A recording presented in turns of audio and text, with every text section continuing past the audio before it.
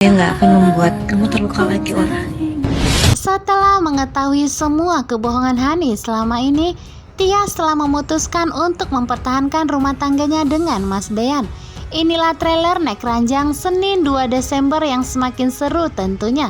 Di mana malam ini Mas Dean mengatakan kepada Tias setelah nantinya perceraiannya selesai dengan Hani, Dean berharap agar rumah tangganya dengan Tias menjadi keluarga yang bahagia.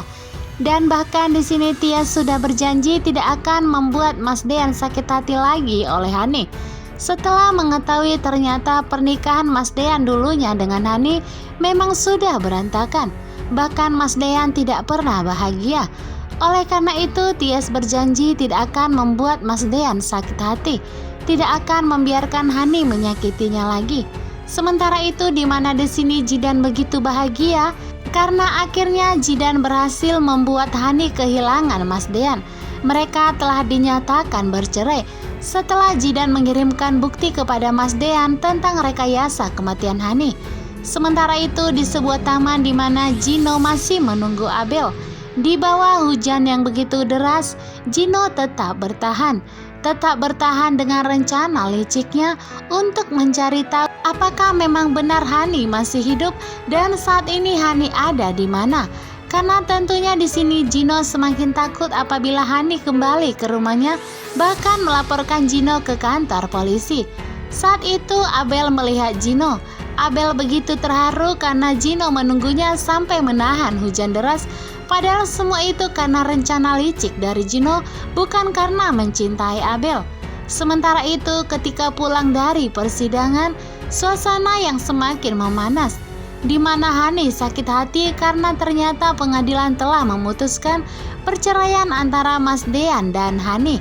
Saat mereka pulang di sini Hani dengan beraninya menyalip mobil yang dinaiki oleh Tias dan Mas Dean. Karena di sini Hani tidak mau melihat hidup mereka bahagia. Apabila Hani hancur, maka Tias juga akan hancur.